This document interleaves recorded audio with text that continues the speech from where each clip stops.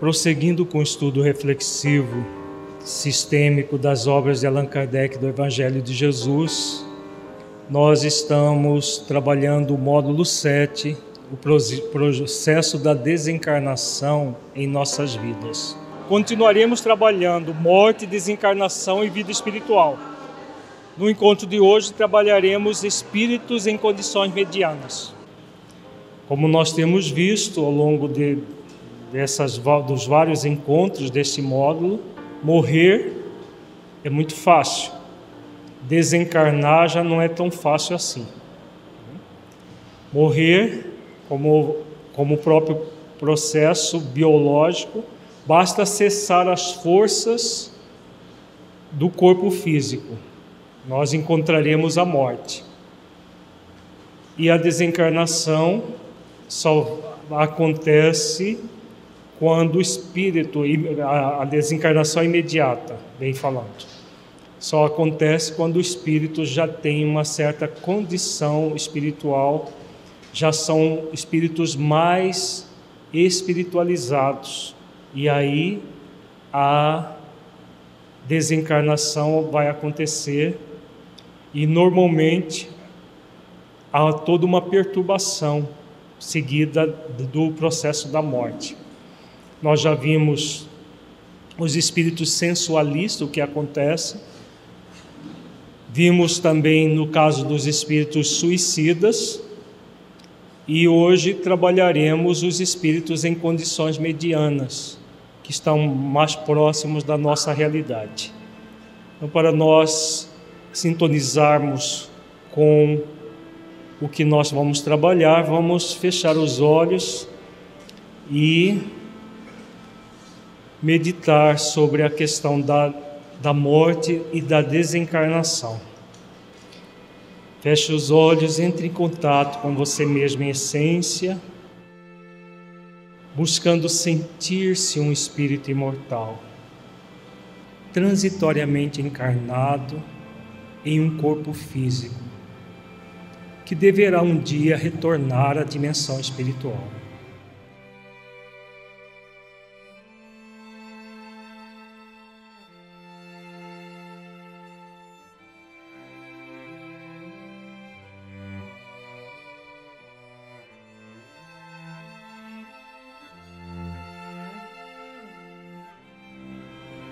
Como é para você pensar na morte de seu corpo físico e na sua desencarnação?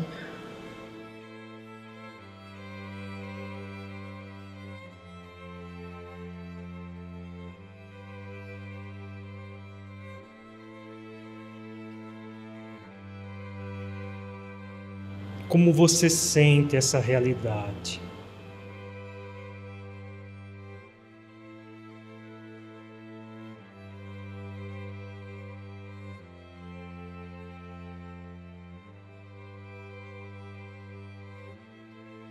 Deixe os seus pensamentos e sentimentos fluírem, evitando qualquer mascaramento num processo de auto-engano. Seja verdadeiro, verdadeira com você, analisando-se com autenticidade.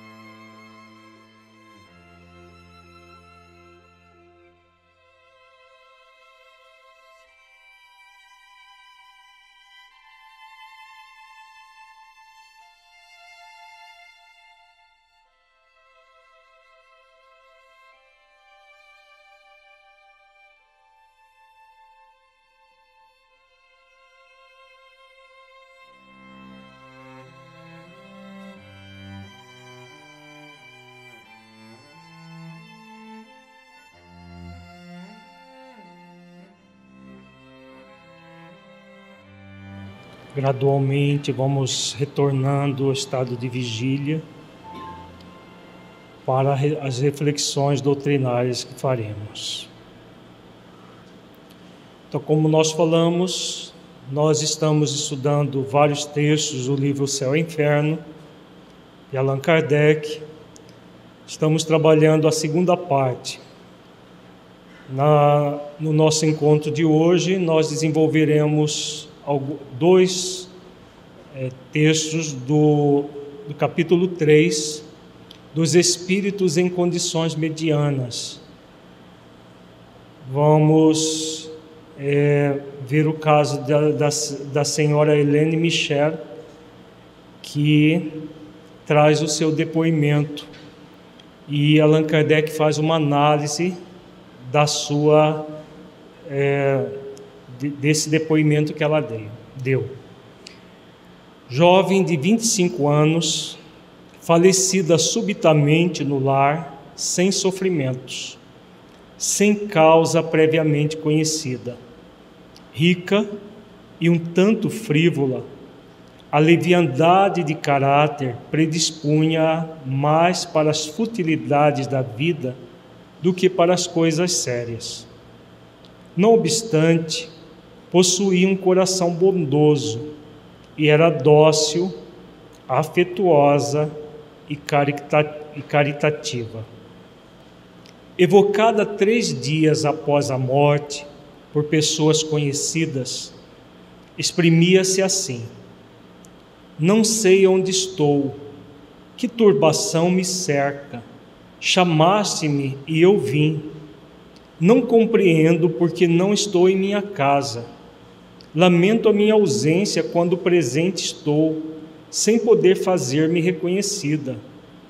Meu corpo não mais me pertence, e no entanto eu lhe sinto a algidez. Quero deixá-lo, e mais a ele me prendo, sempre. Sou como que 2 personalidades. Oh, quando chegarei a compreender o que comigo se passa? É necessário que vá lá ainda, meu outro eu, que lhe sucederá na minha ausência? Adeus. Então, nós estamos vendo aqui o caso dessa senhora. De que ela está se queixando aqui? Tudo isso que nós já trabalhamos até este encontro, de que ela está se queixando? Vamos refletir juntos? Ao longo dos vários encontros, nós refletimos que a morte biológica nem sempre acompanha a desencarnação. Que morrer biologicamente basta cessar a vida do corpo. Para que possa haver a desencarnação, é necessário o quê? De que a Helene está se queixando? Que ela não desencarnou ainda. Morreu, mas não desencarnou. Por quê? Por causa da frivolidade do apego às questões materiais, às questões fúteis da vida. Então aqui é um espírito em condição mediana, que já tem uma certa propensão ao bem, mas ainda está focada em questões puramente egóicas, materiais e transitórias.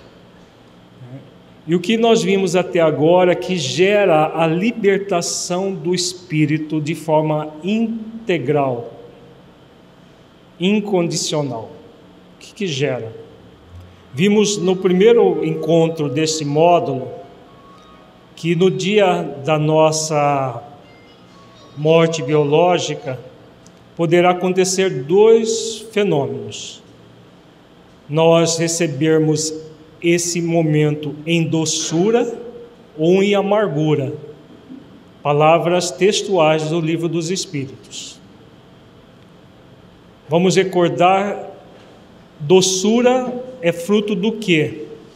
Do bem viver. O que significa o bem viver? Se esforçar para cumprir as leis, que mais? Vivenciá-las, que mais?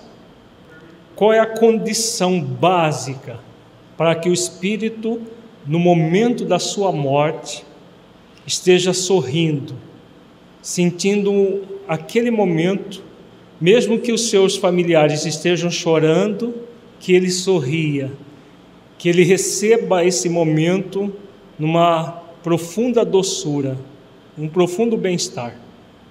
Qual é a condição imprescindível? Tem a ver com isso, com a questão das leis, de cumprir as leis, sentir-se um espírito imortal, passa por isso. Isso aí ele vai acontecer durante a própria existência. Mas é uma condição básica. Consciência tranquila é a consequência.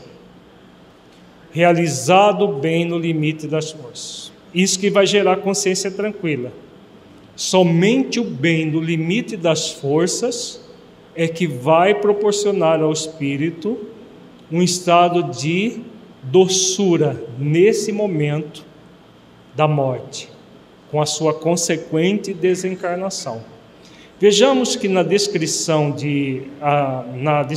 inicial de Kardec, diz que ela era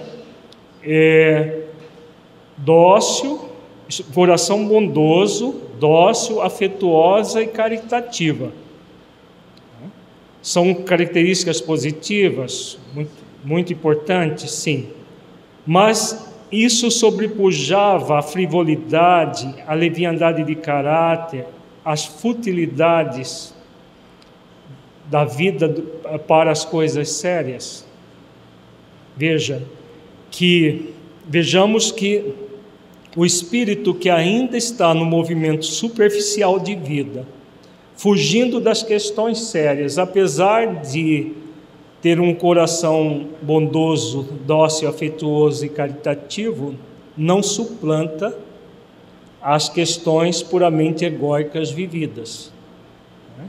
Para que seja suplantado, o que é necessário? Para que a pessoa possa realizar o bem no limite das forças, qual é a condição imprescindível que, no caso dessa senhora, ela não praticou? Vejamos, ela tinha 25 anos.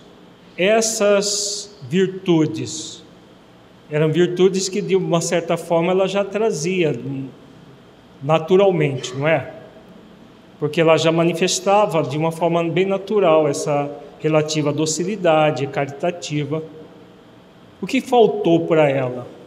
Para que ela, em vez de estar vivendo essa situação que ela está demonstrando aqui, ela realmente estivesse em doçura. Faltou para ela um exercício mais intensificado das virtudes, porque com o movimento de futilidade dela, esses 25 anos foram mais predominantes de quê? De virtude e de futilidade. De futilidade. Ela já tinha propensão ao bem, mas não realizou o bem no limite das forças. Era um bem que ela praticava esporadicamente, provavelmente, mas a maior parte do tempo foi gasto de forma frívola, de uma forma fútil. E para que nós possamos chegar nesse momento em doçura e não em amargura, em maior ou menor intensidade, o que é fundamental, além de realizar o bem no limite das forças, qual é o movimento que o espírito é convidado a realizar? O espírito encarnado, ele tem duas possibilidades em se tratando da existência material. Quais são essas duas possibilidades? Passa pelo apego e desapego, mas é algo mais profundo. O que ele pode realizar?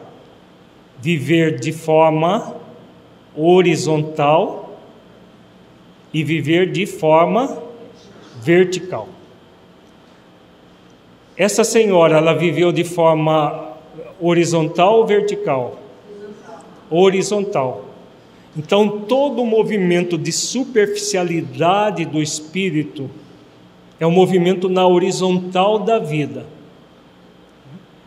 Essa futilidade, a superficialidade com que ela viveu, fez com que ela focasse a vida na horizontal. E aí o que vai acontecer? Como todo o processo da desencarnação está ligado com as questões conscienciais da vida, o que ocorreu foi exatamente uma morte na horizontal da vida, um consequente apego ao corpo. Por que a perturbação dela está diferente dos outros espíritos que nós estudamos anteriormente? Por exemplo, aquele boêmio que nós estudamos, aquele outro caso do espírito suicida, do pai que se suicidou para que o filho dele não fosse para a guerra. Qual é a diferença desse caso para aqueles anteriores que nós estudamos? Os outros também morreram e não desencarnaram. Há uma diferença daqueles casos para este? Que diferença é essa? Não se sente culpada. Uma tristeza de não ter feito o que poderia ter feito. Passa por aí, que mais? Que mais diferencia? Ela tem uma relativa consciência do que estava acontecendo com ela. Que mais? Do que ela não se queixa, que os outros casos, todos os outros casos que nós estudamos, eles se queixavam. Além da consciência, da uma relativa consciência, quando ela diz, meu corpo não mais me pertence. Ela tinha consciência do quê? Que já havia morrido. Mas ela se via presente lá junto à família, e a família não respondia.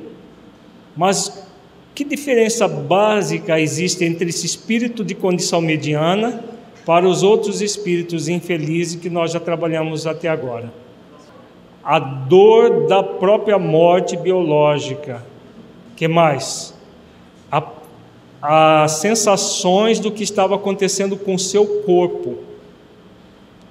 Dor, alguns sentindo verme corroendo o corpo. Lembram? Nós estudamos, não apenas os suicidas, mas aqueles que foram muito sensualistas, ao morrerem, como permaneceram vinculados ao corpo físico, eles sentiam na dimensão espiritual tudo aquilo que acontecia com seus corpos. O que ela sente aqui? O que ela sente que não os outros... ela tem algo que caracteriza exatamente essa postura mediana, que no caso nós vamos ver nos 2 últimos encontros deste módulo, os espíritos felizes, que no caso dos espíritos felizes não há. O que está acontecendo com ela? Ela até fala a palavra. Há uma ambivalência aqui, não é? Porque ela diz, não sei onde estou, que turbação me cerca. Depois ela diz, meu corpo não mais me pertence. E no entanto eu lhe sinto a algidez. O que é algidez? A frieza do corpo. O corpo foi 3 dias depois da morte biológica. Então o cadáver já estava álgido, né? Numa situação já de deterioração. Só que ela não sentia a putrefação do corpo. Por quê? Porque ela não foi um espírito sensualista. Apesar da futilidade, apesar do movimento de superficialidade frente à vida, ela não foi um espírito sensualista. Então a conexão dela com o corpo era de que forma? Total, parcial, era mediano, era parcial.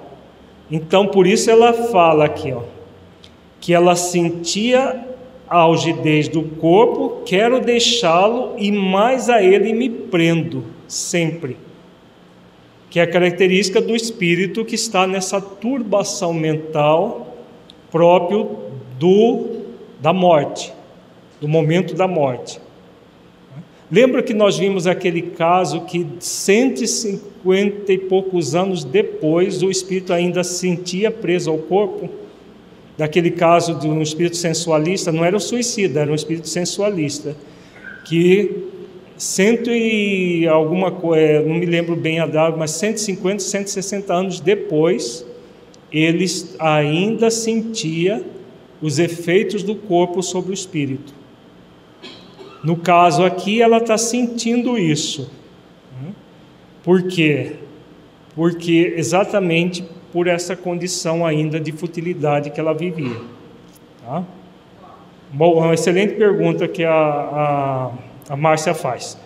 Essa condição do espírito sensualista que lhe permite comunicar 3 dias após a morte se fosse um espírito numa outra condição, dificilmente ele teria condições de se comunicar. Um espírito extremamente sensualista, um espírito suicida, estaria tão perturbado que não conseguiria se comunicar. A turbação mental dela era relativa, tanto é que ela tem essa dualidade. Quando ela diz, sou como que 2 personalidades, uma já liberta do corpo e uma ainda presa ao corpo. Por esse movimento de viver na horizontal da vida, mas já com uma tendência a viver na vertical.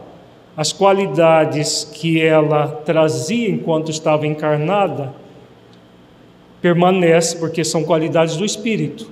Então, no nível espiritual, ela trazia aquelas virtudes já desenvolvidas. Então, o início de um processo na vertical, apesar de ter vivido de uma forma fútil e superficial nessa última existência.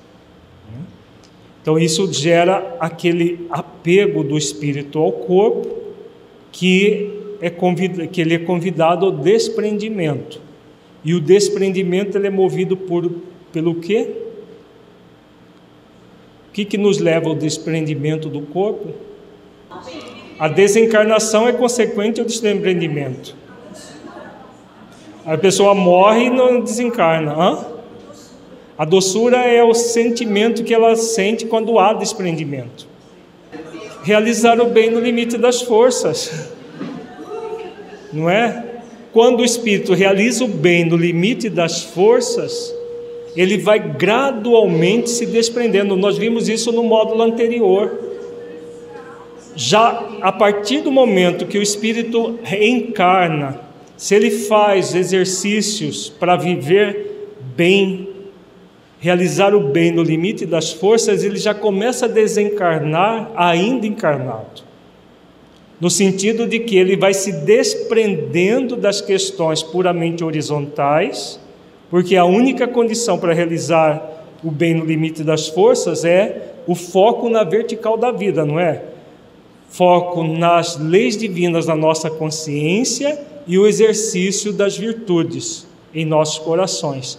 Quando o espírito faz esse trabalho, ele já se desprende do corpo ainda encarnado, porque a pessoa vive como, o que nós vimos no módulo anterior?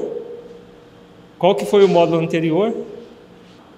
A importância, o significado da imortalidade em nossas vidas. Então, como é viver como espíritos imortais? Nós vimos no módulo anterior. Então, quando o espírito trabalha, vive na vertical da vida, ele já vive como espírito imortal.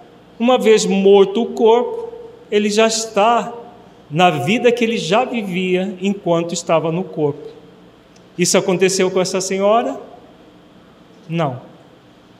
Então, por isso, essa dualidade.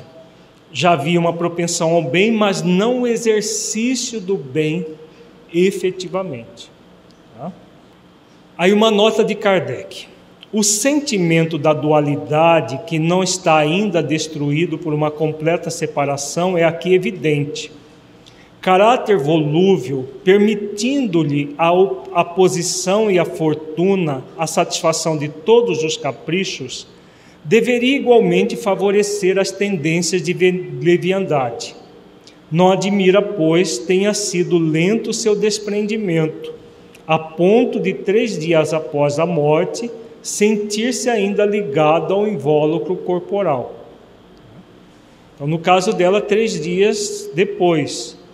Existem casos, como nós já vimos, até séculos, a pessoa ainda se sente ligada ao corpo. Mas como não possuísse vícios sérios e fosse de boa índole, essa situação nada tinha de penosa e não deveria prolongar-se por muito tempo. Evocada novamente depois de alguns dias, as suas ideias estavam já muito modificadas. Eis o que disse: obrigada por haverdes orado por mim. Reconheço a bondade de Deus, que me subtraiu aos sofrimentos e apreensões consequentes ao desligamento do meu espírito. Então vejamos, a nota de Kardec é muito clara, né? O que caracterizou esse espírito diferentemente dos outros que nós já estudamos até agora? Exatamente a não possuir vícios. Havia todo um processo de superficialidade em relação à vida, mas ela não tinha vícios que a faziam um espírito sensualista. E aí, essa boa índole dela já foi suficiente para que ela não sofresse muito tempo. Houve a turbação da morte, mas alguns dias depois, auxiliada pela oração intercessória, ela já se desprendeu do corpo, como ela dá o depoimento aqui. Se ela tivesse 50 anos e ficasse na mesma superficialidade, agravaria? Com toda certeza, né? Por quê? Por que agravaria? Mais tempo para amadurecer e não amadureceu. Aí, em vez de a frivolidade, seria o quê? Nesse caso hipotético que você colocou. Veja bem, para uma moça de 25 anos, rica, a frivolidade é quase que o esperado. Para uma senhora de 50, é esperado? Não. Aí a frivolidade se tornaria o quê? Um vício. Aí o vício já é o processo sensualista que faz com que o espírito se prenda mais ao corpo. Então, quanto mais ele favorece os movimentos egóicos em detrimento da essência divina que ele é, mais ele se prende ao corpo e às questões puramente materiais. Continuemos aqui com ela. A minha pobre mãe será dificílimo resignar-se, entretanto será confortada, e o que a seus olhos constitui sensível desgraça, era fatal e indispensável para que as coisas do céu se lhe tornassem no que devem ser, tudo. Estarei ao seu lado até o fim da sua provação terrestre, ajudando-a a suportá-la. Então, o que ela demonstra aqui, nesse parágrafo? Que ela aceitou os desígnios de Deus, que é mais? Então, a mãe estava passando por o quê? O que ela está descrevendo aqui? A morte dela já estava prevista. Não foi um suicídio, não foi uma morte antes do tempo. Ela estava prevista essa morte aos 25 anos. E para a mãe, o que seria essa morte? Uma prova que poderia favorecer o despertamento ou não. Porque falar que a pessoa vai despertar numa prova é acreditar que ela já vai passar pela prova, só pelo fato de tê-la. Então, a morte dela para a mãe seria uma prova, para que a mãe fizesse o quê? Despertar para a resignação, para uma realidade diferente. Por isso que ela diz aqui, era fatal e indispensável para que as coisas do céu se lhe tornassem no que devem ser, tudo. Veja bem, uma pessoa rica no século XIX é diferente de uma pessoa rica hoje no século XXI. Concordam? Eram muito poucas as pessoas ricas. Hoje já é mais comum pessoas ricas, mas na época era muito incomum, era uma minoria. E a tendência do rico, qual é? Principalmente nessa... a superficialidade, a futilidade. Claro que não é uma regra geral, são possibilidades maiores. E o que ela diz aqui? Que o que mais interessa são as coisas do céu. E quais são as coisas do céu?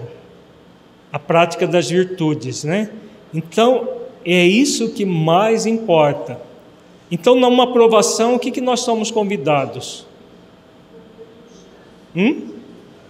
Numa aprovação, nós somos convidados a quê? A praticar as virtudes. Exatamente essa aprovação que a mãe iria passar a partir da morte dela, prematura. E aí ela disse que estaria ao seu lado até o fim da sua aprovação terrestre, ajudando-a a suportá-la. Significa o quê? Um espírito já de uma certa evolução, exatamente por essa capacidade de resignação e a capacidade de auxiliar o próximo nessa mesma situação. Não sou infeliz, porém muito tenho ainda a fazer para aproximar-me da situação dos bem-aventurados. Pedirei a Deus, me conceda voltar a essa terra para a reparação do tempo que aí perdi nesta última existência. A fé vos ampare, meus amigos. Confiai na eficácia da prece, mormente quando partida do coração. Deus é bom. Então vejamos aqui o encerramento do depoimento dela, né? O que ela está dizendo aqui? No nível nosso estudo reflexivo, nós buscamos o porquê das falas dos Espíritos, associando o depoimento à teoria. De que ela está falando aqui, gente? Da fé convicta? Passa por isso, mas ela está falando de uma coisa mais profunda ainda. Questão 115 do Livro dos Espíritos. Exatamente, do conhecimento da verdade, desse movimento de buscar as leis divinas na consciência, praticando as virtudes. Veja bem, ela diz: não sou infeliz, porém muito tenho ainda a fazer para aproximar-me da situação dos bem-aventurados. Quem são os bem-aventurados?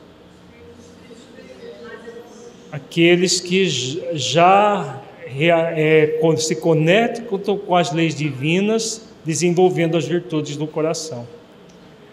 E aí ela faz um apelo: pedirei a Deus, me conceda voltar a essa terra para a reparação do tempo que aí perdi nesta última existência. Veja bem, quantos anos ela morreu? Em quantos anos? E ela está aqui fazendo o quê? Lamentando não ter aproveitado 25 anos de vida. Imagina você não aproveitar 50, 60, 70 para realizar o bem no limite das forças. O quão lamentável é, né? Faz sentido? Veja bem, ela teve todas as condições como uma pessoa com posses e tudo, mas fez muito pouco daquilo que programou. Porque muita gente vai dizer: mas 25 anos não dá para nada, não é? A expectativa de vida naquela época passava pouca coisa dos 50 anos. Então, na verdade, ela estava na metade da vida, praticamente, do usual naquela época, né? Mas, mesmo assim, a pessoa que programou 25 anos de vida, o que a consciência dela pede? Que ela realize o bem no limite das forças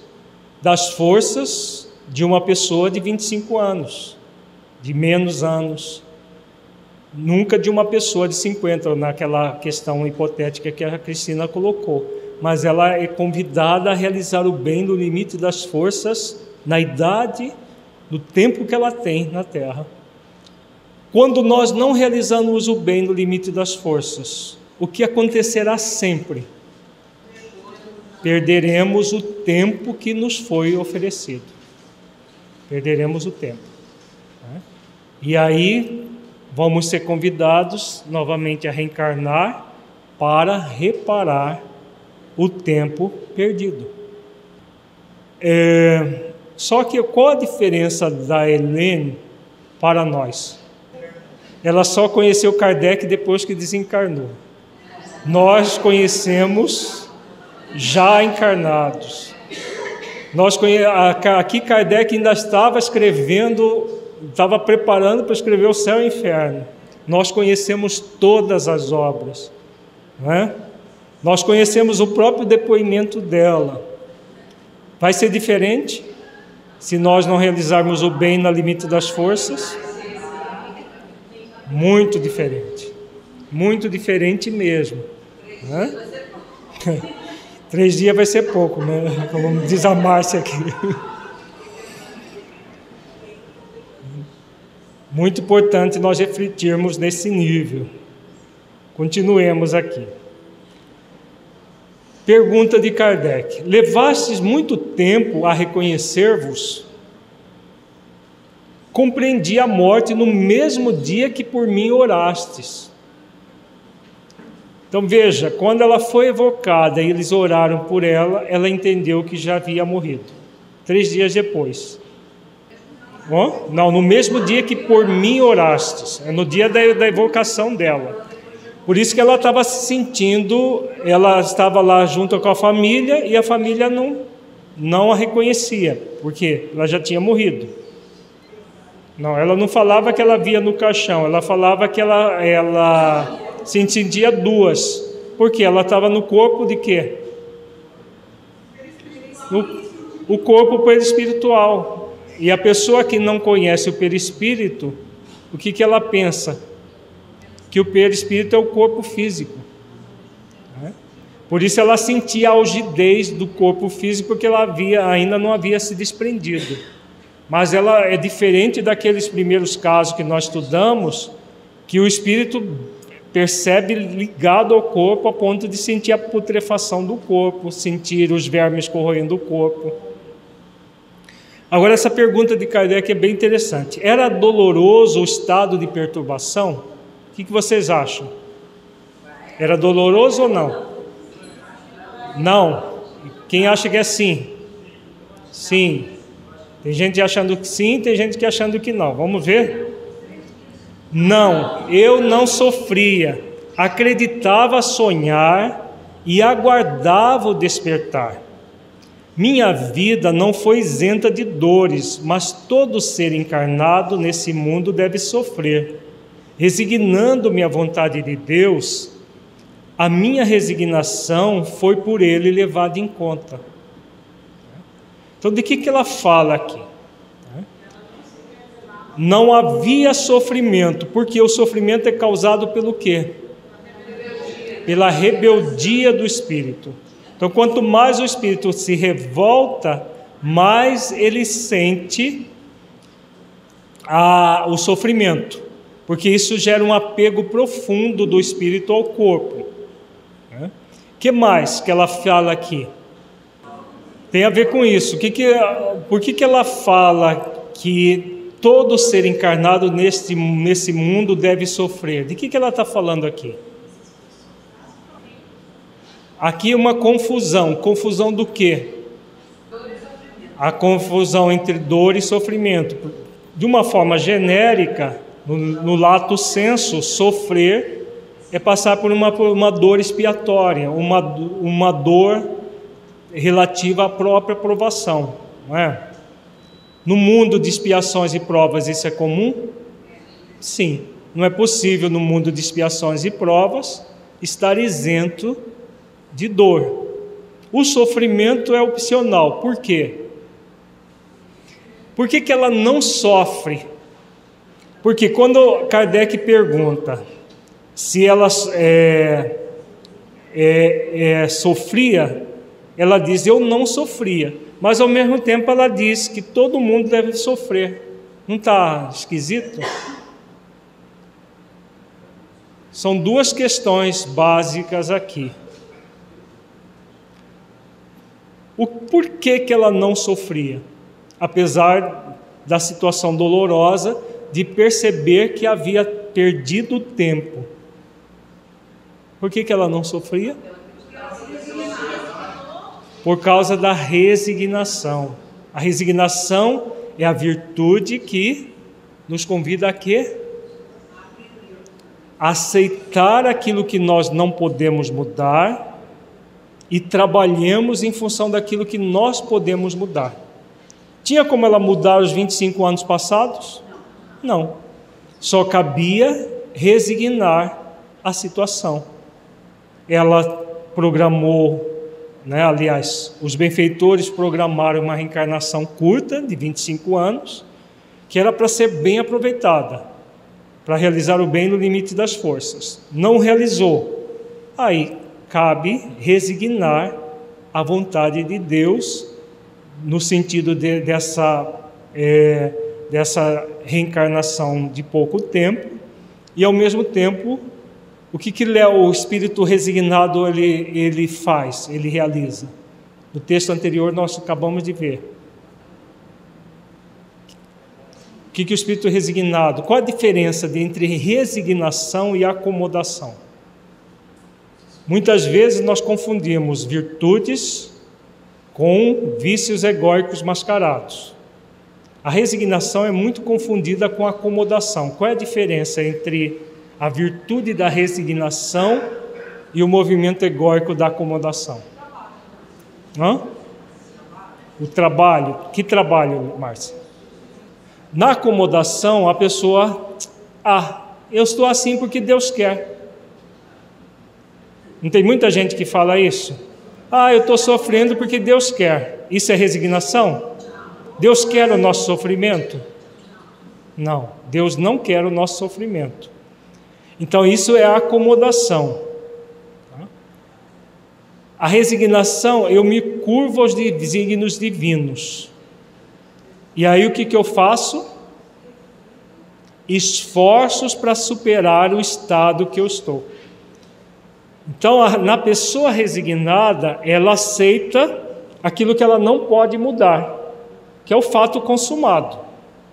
Se ela adquirir uma doença pelo mau uso do seu livre-arbítrio, ela vai resignar a doença e trabalhar em função da saúde. Não vai se acomodar à doença. Se ela passou 25 anos e não aproveitou para realizar o bem no limite das forças, ela não vai ficar blasfemando o tempo não utilizado.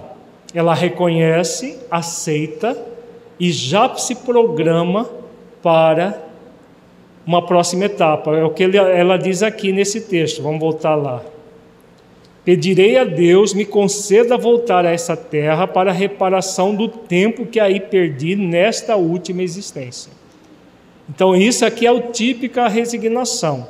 A pessoa resigna aquilo que ela não aproveitou, mas trabalha em função de superar a limitação que ela construiu para ela mesma.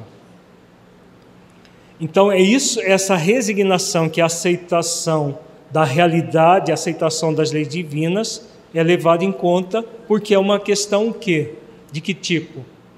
Por que Deus leva em conta isso? Deus está aqui no sentido de quê?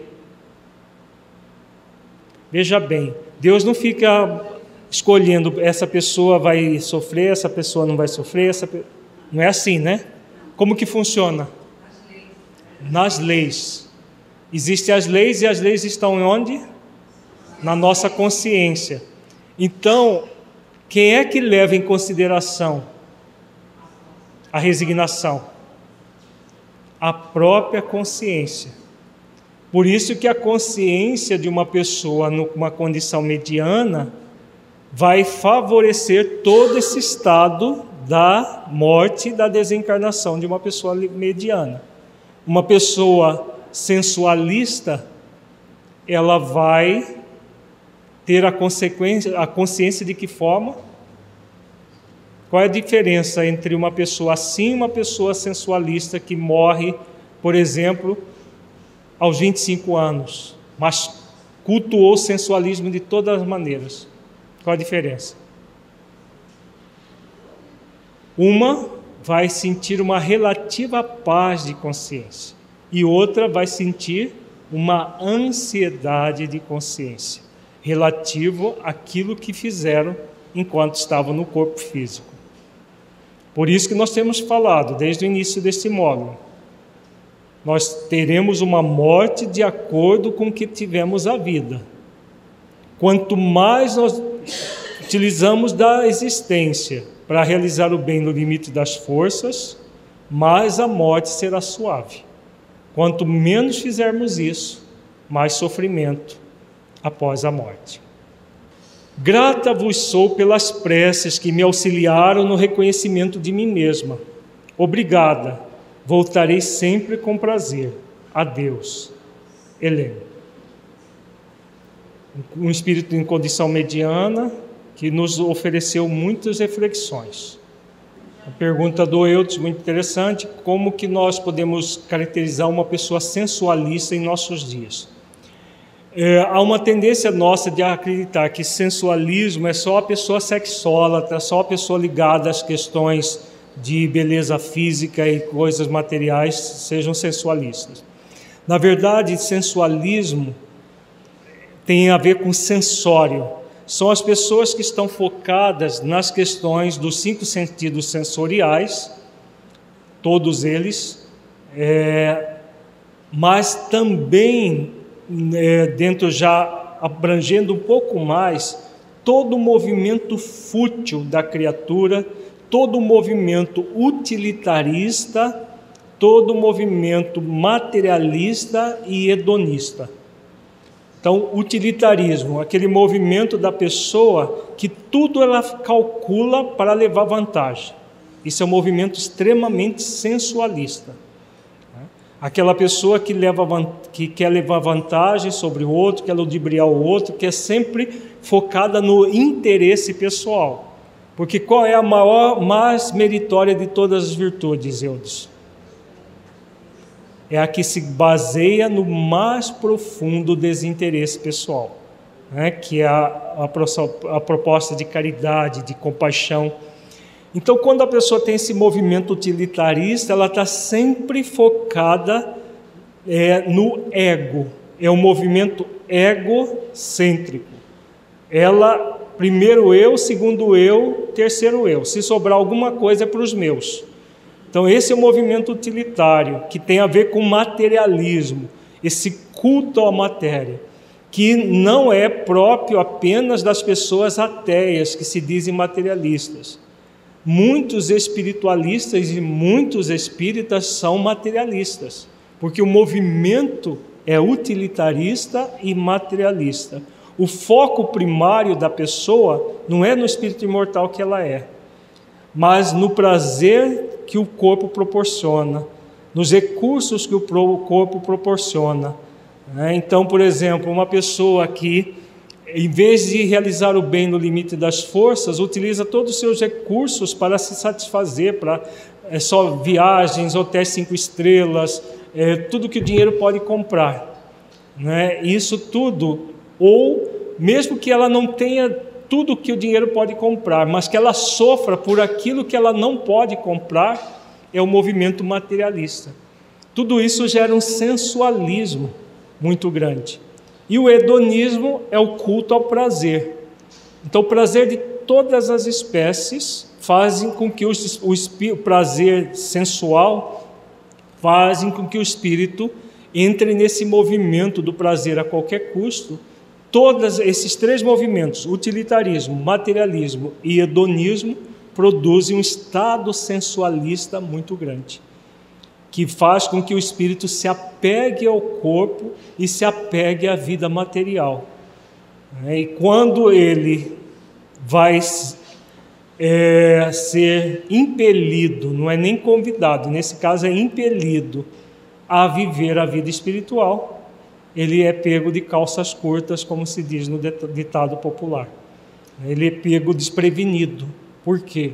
Porque cultuou esse estado sensualista, que pode ser, mesmo que seja com 25 anos só de vida, mas que, se for cultuado dessa forma, vai fazer com que o espírito esteja extremamente apegado ao corpo e sofra as consequências disso. Não, ele que perguntou. No caso dela não havia o sensualismo. Nós comparamos com aqueles casos que vimos até o encontro passado.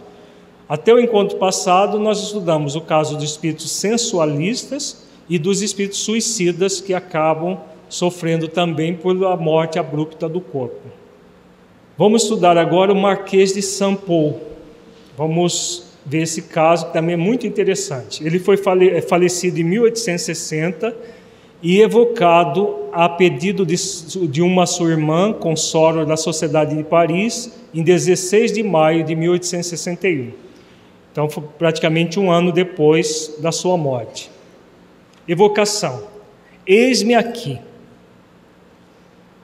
Vossa irmã pediu-nos para evocar-vos, pois, conquanto seja médium, não está ainda bastante desenvolvida.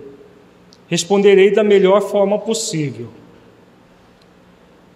Em primeiro lugar, ela deseja saber se sois feliz. Estou na erraticidade, estado transitório que não proporciona nem felicidade nem castigo absolutos. Permanecesse por muito tempo inconsciente do vosso estado, estive muito tempo perturbado e só voltei a mim para bem dizer da piedade dos que, lembrando-se de mim, por mim oraram. Então vejamos que é um caso também do espírito de condição mediana, diferente do anterior. Ele já ficou muito tempo perturbado. E a pergunta se ele era feliz, ele responde com... Que forma que ele responde? Ele responde com uma evasiva. Estou na erraticidade, estado transitório que não proporciona nem felicidade nem castigo absolutos. A questão da felicidade ou do sofrimento tem a ver com a erraticidade? O que é erraticidade? Vamos recordar o conceito? É o espírito que está desencarnado que precisa reencarnar. Então, o fato dele estar feliz ou infeliz não tem a ver com a erraticidade, né? Tem a ver com o quê? Com aquilo que ele cultivou ou cultuou enquanto estava encarnado. Se ele cultivou as virtudes, ele estará feliz, mesmo que ele precise reencarnar muitas vezes. Se ele cultuou os vícios egóicos, ele vai estar infeliz e sabendo que vai precisar reencarnar muitas vezes também.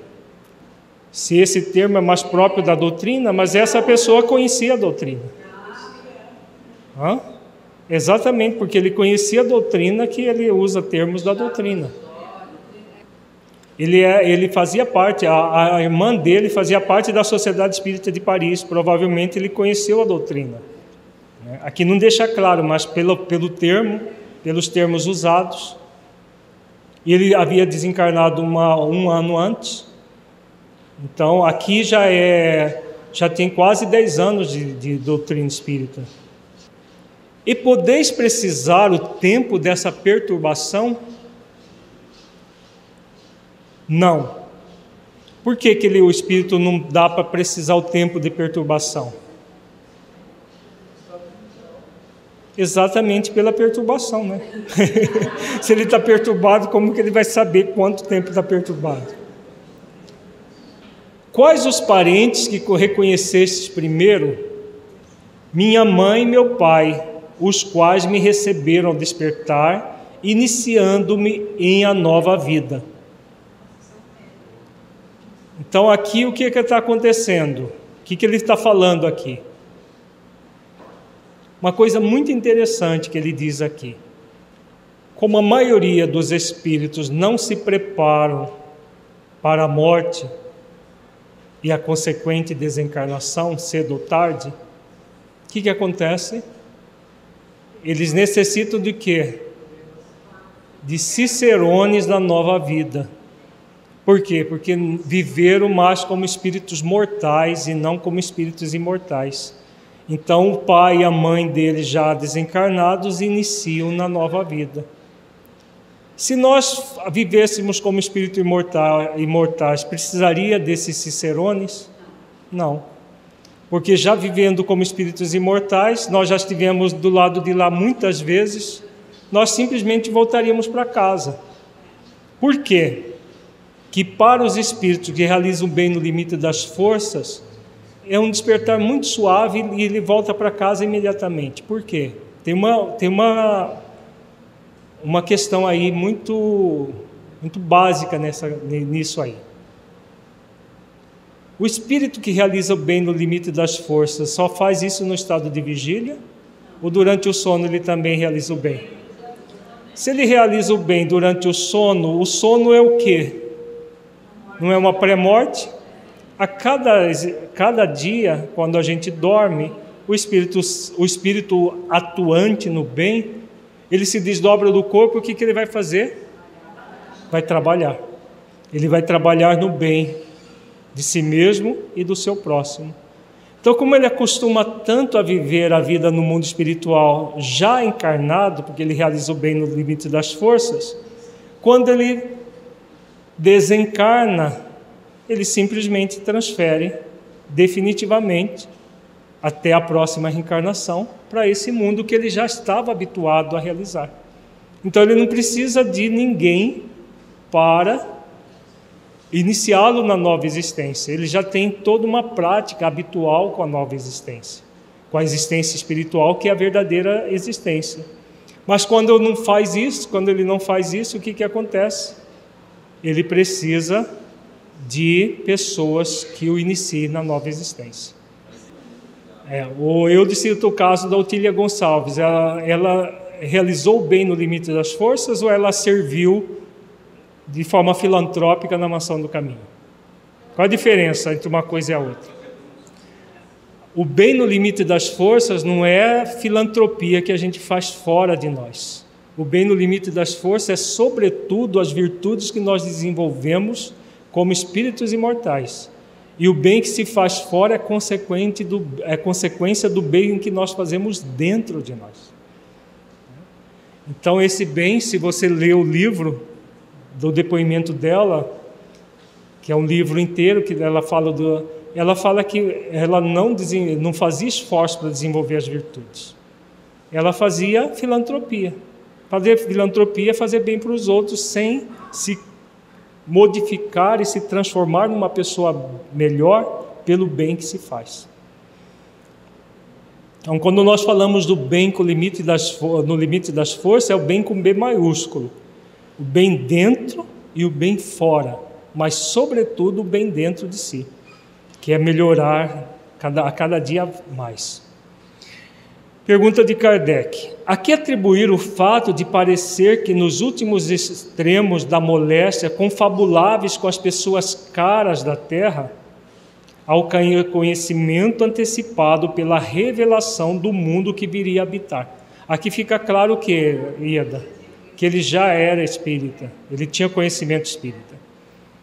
Então, além disso, o que ele está mostrando aqui? Uma coisa muito usual. O que ele fala aqui, gente? As visitas espirituais que acontecem nesses instantes pré-morte, em que o espírito já começa a viver já quase que na dimensão espiritual e não na dimensão física. Então, aqui não é um fenômeno de vidência, é o quê? É um desdobramento do corpo físico e uma percepção da realidade espiritual. Vidente antes da morte, meus olhos só se turbaram no momento da separação do corpo, porque os laços carnais eram ainda muito vigorosos. Então ele se desdobrava do corpo e via os parentes desencarnados. Mas se perturbou por quê? Pelo apego ao próprio corpo, apesar de já ser um espírito de condição mediana. Como explicar as recordações da infância que de preferência vos ocorriam? Ao fato de o princípio se identificar mais com o fim que com o meio da vida. Esse senhor, ele não morreu, provavelmente, eu não falo a idade dele, mas ele não morreu muito cedo. Ele já morreu com uma certa idade. O que é comum nas pessoas mais idosas? Elas se lembram mais facilmente da infância do que aconteceu ontem. Muito mais da infância, da adolescência do que aconteceu ontem. Às vezes, coisa que aconteceu de manhã, ela não se lembra no final da tarde, mas das coisas do passado ela se lembra. Exatamente isso que ele fala aqui. Ao fato de o princípio se identificar mais com o fim que com o meio da vida. Como explicar isso? Importa dizer que os moribundos lembram e veem como reflexo consolador a pureza infantil dos primeiros anos. Olha como é interessante essa resposta aqui. Que lei que ele está falando aqui, gente? Ele está falando de uma lei divina. Qual é? Lei de misericórdia. Por quê? Nesse instante do espírito que ele está já antevendo a morte, olha como a misericórdia divina funciona. Ele volta mais à situação da pureza infantil dos primeiros anos. Porque o que é mais comum nos anos que vêm em seguida? Os erros, né? Criança até 5, 6, 7 anos já comete erros cabeludos ou errinho normal de criança? E depois, a tendência dos erros serem maiores. Então, vê a misericórdia divina funcionando até nessas questões mais simples. A lei da misericórdia. Se é tentativa de retroceder, não, isso é natural. Enganar a morte, é possível enganar a morte? Vejamos a nota de Kardec. É provavelmente por motivo providencial semelhante que os velhos, à proporção que se aproxima do termo da vida, têm por vezes nítida lembrança dos mais ínfimos episódios da infância. É a lei de misericórdia atenuando esse instante para o espírito. Se é um alívio, sim, é a lei da misericórdia atuando para que o espírito seja suavizado. É claro que é preciso ter algum mérito para que isso ocorra, porque o espírito sensualista, o espírito ligado ao mal, ao crime, ele vai sentir remorso mesmo, não vai sentir isso. Isso tem a ver com as leis divinas da nossa própria consciência. Então a lei da misericórdia está na nossa consciência e a própria pessoa aplica a lei em função daquilo que ela traz dentro da sua própria consciência. Por que, referindo-vos ao corpo, faláveis sempre na terceira pessoa? Porque era vidente, como vô-lo disse, e sentia claramente as diferenças entre o físico e o moral. Essas diferenças, muito amalgamadas entre si pelo fluido vital, tornam-se distintíssimas aos olhos dos moribundos clarividentes.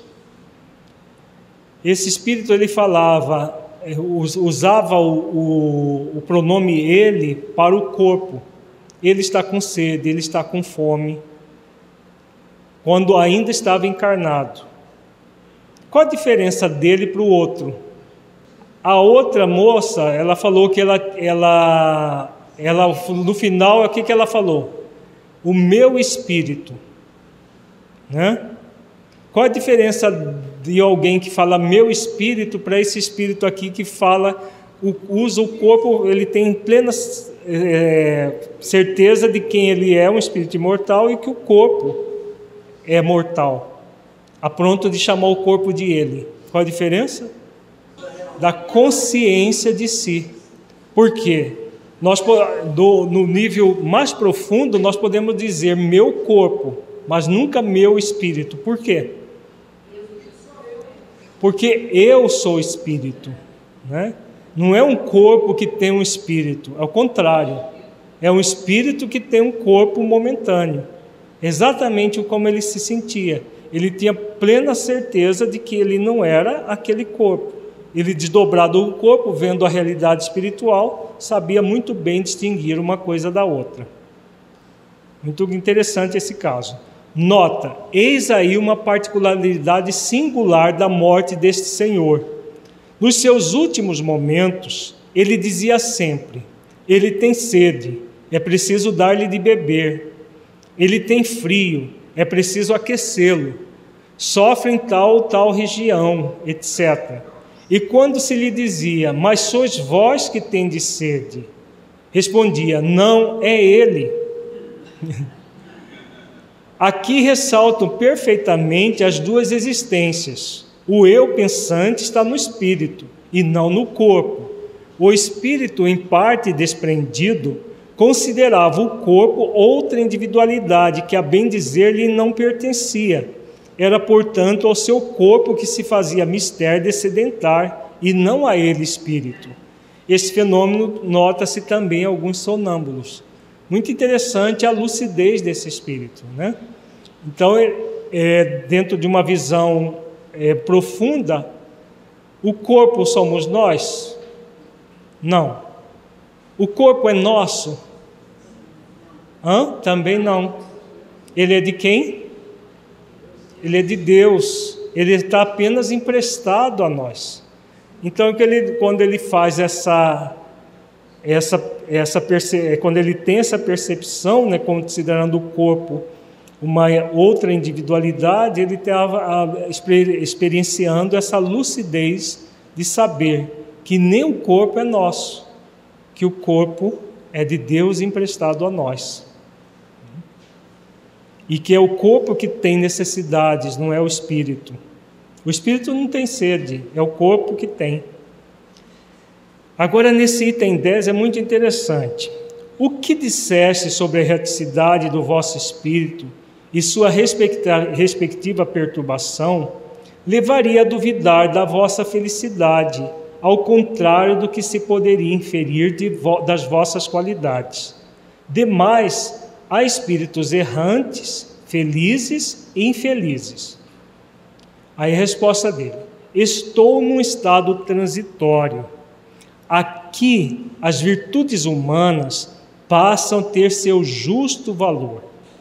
Certo, esse estado é 1000 vezes preferível da minha encarnação terrestre, mas porque alimentei sempre aspirações ao verdadeiramente bom e belo, minha alma não ficará satisfeita, senão quando se alçar aos pés do Criador. De que ele está falando aqui, gente?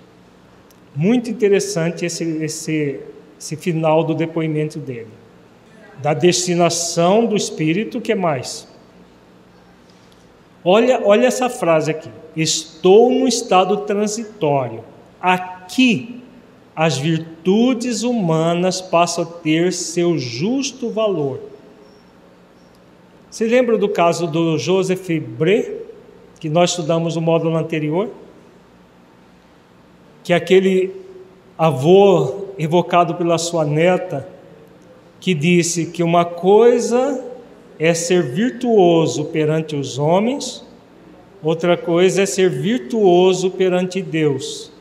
De que esse espírito está falando aqui? Das virtudes como as qualidades reais desenvolvidas no espírito imortal. Então, no caso da Otília Gonçalves, que foi lembrada aí, ela desenvolveu virtudes ou ela desenvolveu aparência de virtudes? Desenvolveu aparência de virtudes. Basta estudar com olhos de ver o livro, o depoimento que ela escreveu. Então, as virtudes humanas passam a ter seu justo valor. Qual é o valor das virtudes? É das virtudes que os outros veem em nós, ou das virtudes que a nossa consciência tem plena convicção de que nós as desenvolvemos? É a consciência que define se nós realmente desenvolvemos aquela virtude ou não. É exatamente isso que ele está falando aqui. Então, para que o espírito seja feliz no mundo espiritual, qual é a condição? Ser um espírito totalmente virtuoso ou ter feito todos os esforços que ele podia naquela existência para desenvolver as virtudes no limite das suas forças? Ter feito todos os esforços para desenvolver as virtudes no limite das suas forças. É isso que vai gerar a felicidade relativa. Não é ainda a felicidade plena do espírito puro, mas a felicidade relativa do espírito que verdadeiramente está se aperfeiçoando. É disso que ele está falando aqui. Porque o valor que nós atribuímos ainda às virtudes é um valor muito mais ligado ao quê? A como os outros nos veem, e não a como a consciência nos vê verdadeiramente. Então, as pessoas vistas como virtuosas são aquelas pessoas, no nosso meio ainda, são as pessoas o quê? Que fazem muitas coisas para os outros, não é? Nossa, mas fulano é muito virtuoso, olha quanta caridade ele faz. É mais coisas materiais do que propriamente as questões espirituais profundas da vida, sendo trabalhadas na intimidade da pessoa. E o que vale não é aquilo que nós aparentamos para os outros. O verdadeiro valor, o justo valor, como ele diz aqui, é aquilo que nós adquirimos na nossa consciência. São as virtudes exercitadas fielmente em nossos corações, a partir das leis divinas da nossa consciência. E isso é a medida que somente nós é que podemos ter, ninguém mais. Ele continua aqui dizendo: eu alimentei sempre aspirações ao verdadeiramente bom e belo. Qual é a diferença de aspiração e de realização? Veja bem, é um espírito que conhecia profundamente a realidade da vida, não é? E ele realizou bem no limite das forças? Não. Por isso que ele estava em condição mediana. Ele tinha aspirações ao verdadeiramente bom e belo, mas não uma realização efetiva do bom e do belo dentro de si, no limite das forças. Então minha alma não ficará satisfeita senão quando se alçar aos pés do Criador. O que significa isso? É um símbolo que ele usou aqui, né? Uma metáfora. É uma metáfora baseada no Deus antropomórfico, né? Deus tem pé para a gente chegar lá e beijar o pé dele? Não, Deus não tem pé, porque ele não é um homem. Se é a condição crística, não. Está muito distante disso. Tem a ver com as leis divinas. O que é uma pessoa que pode alçar aos pés do Criador? Alçar é se elevar. O que é nos elevarmos? Buscar aquilo que é profundamente consciencial em nossas vidas. Então veja bem, ele nutria aspirações ao verdadeiramente bom e belo, mas não realizou no limite das forças aquilo que ele aspirava. Então significa o quê? Que ele não fica satisfeito. Por isso que ele não estava feliz no mundo espiritual. É o caso do irmão Jacó, que nós estudamos no ano passado no seminário Consciência Espírita, lembra? O irmão Jacó fez muita filantropia. Foi, na hora da sua morte, socorrido por Dr. Bezerra de Menezes e levado para uma colônia espiritual onde morava a sua filha. E alguém lembra de como ele se sentia? Quando nós estudamos esse caso, que está no livro Voltei, como que ele se sentia? Feliz? Em paz? Muito amargurado. Sentia-se muito, chegou a ficar depressivo no mundo espiritual. Apesar de estar num bom lugar, apesar dos benfeitores o visitarem diariamente, apesar de estar morando na casa da filha dele, mas ele não se sentia bem. Exatamente porque é o estado de insatisfação do espírito que não trabalhou o mais importante. Qual que é o mais importante? O bem e o belo dentro de si. O bom e o belo dentro de si. Isso que é o realizar o bem no limite das forças. O bem que se faz fora é consequente a esse bem que faz dentro. Quando nós usamos o bem que fazemos fora para fugir do bem que se faz dentro, nós estamos simplesmente adiando a nossa felicidade, o nosso bem-estar.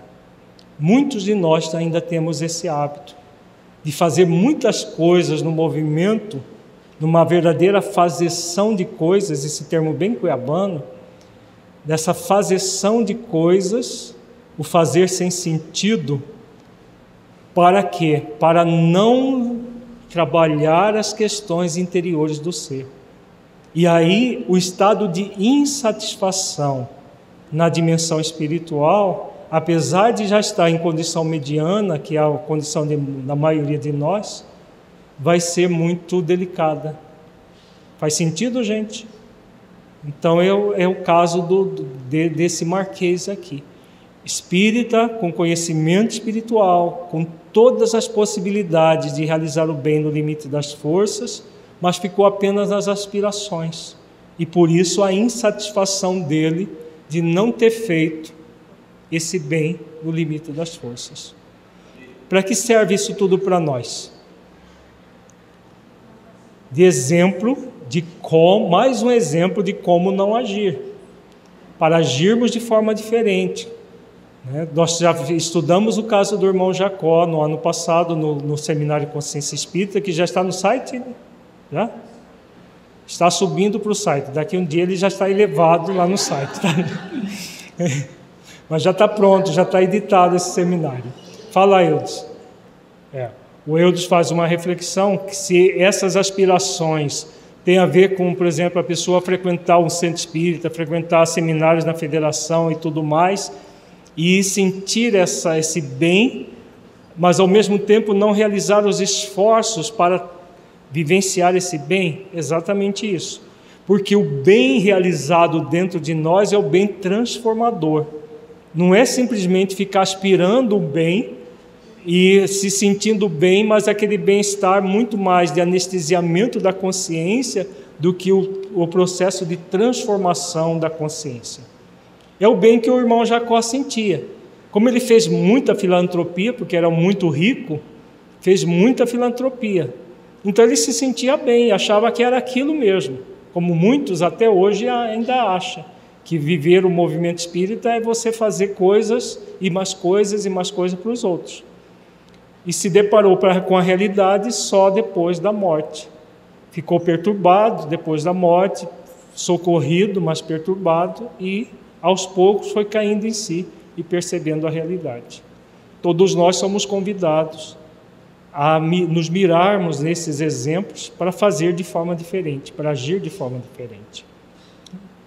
Vamos para a nossa avaliação reflexiva, incluindo a nossa atividade. Feche os olhos, entre em contato com você mesmo em essência, buscando sentir o conteúdo estudado neste encontro. que você entendeu do conteúdo que se aplique à sua vida.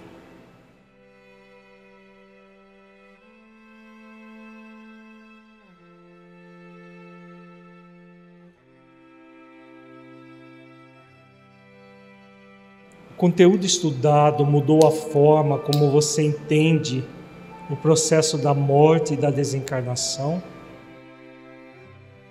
Caso positivo, que mudança foi essa?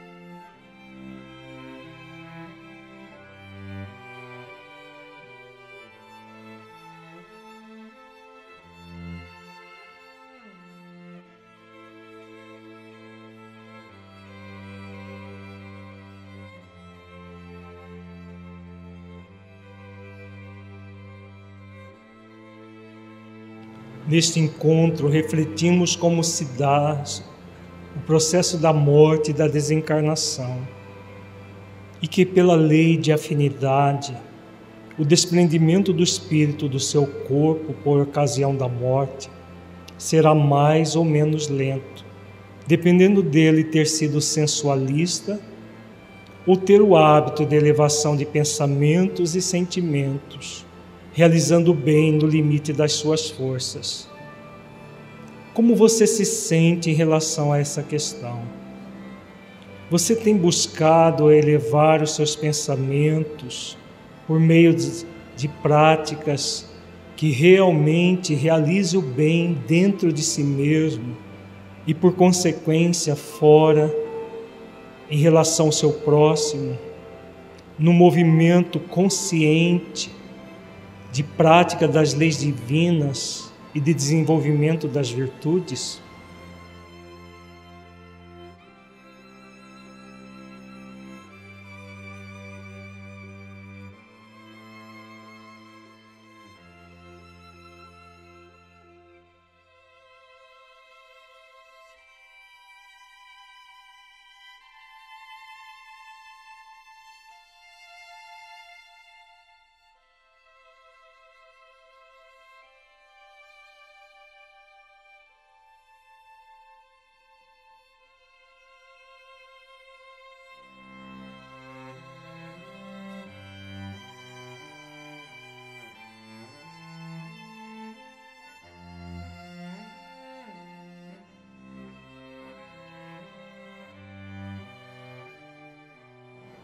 Como você sente a sua vida aplicando o conteúdo estudado? Você sente que ele pode melhorar a sua vida em sua busca de autotransformação e nas suas atividades na prática do bem?